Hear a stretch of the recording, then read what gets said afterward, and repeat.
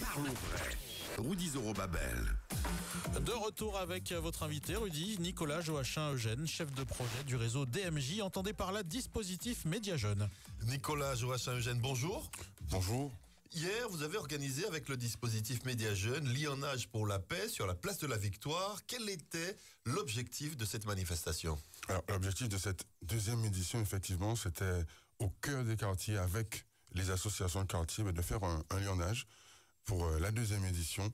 Et en fait, c'était assez formidable puisque les leaders de quartier, les leaders d'opinion, ceux qui sont déjà engagés sur le terrain, on pense à Zébris, on pense à Eros, on pense à beaucoup d'autres, se sont mis ensemble avec des leaders jeunesse, étudiants, lycéens, mais aussi des entrepreneurs et jeunes en mobilité. Et ça a donné une manifestation qu'on aurait pu appeler contre la violence, mais finalement qui était pour la paix avec des solutions concrètes et des actions réalisées. Oui, quel était le programme de cette journée? Alors le programme, en gros, il y avait deux grosses parties, deux grands débats. Le premier sur la discrimination, ensuite la prévention environnement. À chaque fois, il y avait des dizaines d'intervenants qui proposaient et parlaient de solutions qui, pour la plupart, sont déjà mises en place sur le terrain, vont être renforcées. Et la deuxième partie, en clôture, sur la prévention des conduites à risque et la parentalité jeunesse, où là, c'était la même chose, c'était des propositions, mais aussi des choses concrètes qui sont faites sur le terrain avec des partenaires associatifs, mais aussi les autorités et pouvoirs publics. Quel bilan faites-vous de cette manifestation?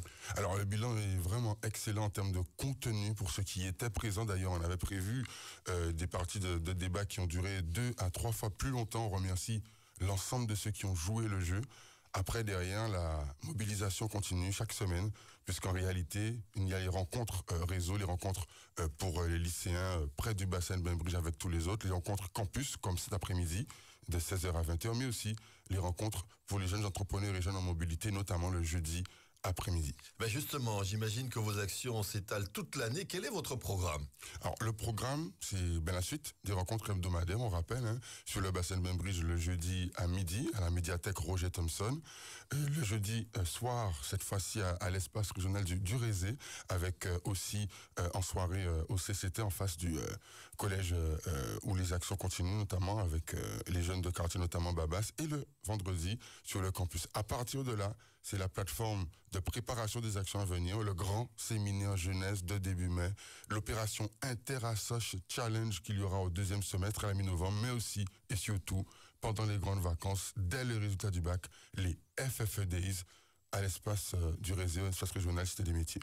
Il y a des jeunes qui entreprennent, il y a des jeunes qui militent dans les associations, qui sont les forces vives, et il y a d'autres qui font la une des faits divers, malheureusement. Quelle est pour vous l'image du jeune guadeloupéen? Alors, l'image jeune guadeloupéen, en fait, elle est double. Le même qui est capable de faire la une sur des mauvaises actions, c'est le même qui peut être capable de faire la une sur des très bonnes actions. Pas bonnes actions, mais que très bonnes actions. Et aujourd'hui, on en a la preuve.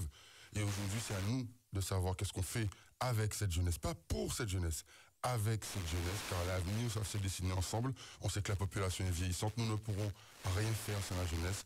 À nous maintenant de nous mettre en axe. J'imagine que vous militez aussi pour essayer de juguler cet exode de la jeunesse. On dit que nos jeunes Guadeloupéens s'en vont. Effectivement, un gros travail en cours. Il y a notamment avec des grosses associations comme le Réseau d'Hommes ou encore Transit Créole, une action qui reprend chaque année, notamment là, la campagne Échange Retour au pays, dans le cadre des FFE Days, des grandes vacances où ceux qui sont censés partir après les résultats rencontrent ceux qui leur font part de leur expérience, mais on se prépare aussi à reconstruire grâce à ce lien. Et ça, c'est le cas chaque année. Ceux qui veulent participer peuvent se rapprocher des espaces de préparation, des espaces du réseau DMJ sur le net, mais aussi de l'infoline 911 908, c'est un portable de Guadeloupe. Nicolas Joachim Eugène, notre jeunesse, son avenir, son futur a-t-il un avenir? Oui, absolument et résolument. Mais aujourd'hui, il va falloir aussi non seulement ouvrir les portes, mais peut-être en défoncer, car certaines, on va dire, promesses ne sont pas tenues. Et il est temps aujourd'hui de se réveiller. De se réveiller pour appliquer la parole donnée à la jeunesse. Et on fait confiance à ceux, qui se sont dressés pour ça, pour qu'ils appliquent ce qu'ils ont proposé à cette jeunesse. Aujourd'hui, les jeunes du monde entier mènent une action contre le réchauffement climatique. Quels sont vos échanges avec les autres réseaux jeunesse de la Caraïbe?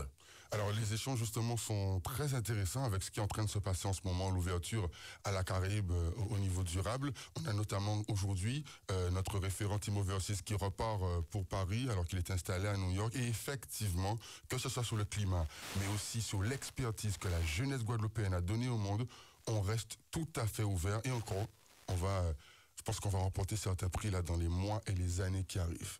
Nicolas Joachim Eugène, merci, bonne journée. Merci beaucoup. C'était Nicolas Joachim Eugène, chef de projet du réseau Dispositif Média Jeune. Il est 6h27 sur RCI. Restez avec nous, on revient dans un instant sur les gros titres de l'info de ce début de journée.